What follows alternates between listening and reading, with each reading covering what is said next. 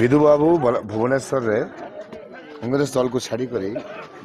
BJD सामिल होते से गोटे पुराना कांग्रेस को बचाइबा लोक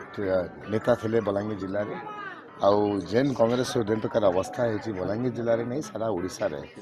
ताकू देखिक नवीन पट्टनायक रूपेन्द्र नेवी आमको आम भर सामिल होती आम स्वागत जनाऊँ सागे आज शहे शहे सपोर्टर्स सहयोगी मैंने आसते स्वागत जनईचु आ भुवनेश्वर में आम आकाश मिश्र बालगोपाल मिश्र जी पुओ जे कि ये अंचल विधायक विधायक प्रार्थी थे लुईसिंगा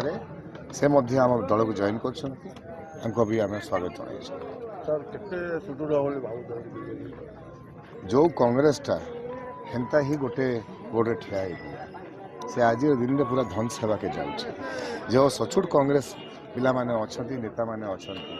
से मैंने छाड़ी करी नवीन पट्टनायक कार्यक्रम को देखिक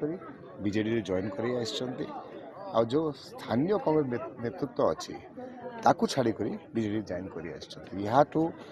प्रमाण मिलूँ आगामी दिन में कांग्रेस ना निशान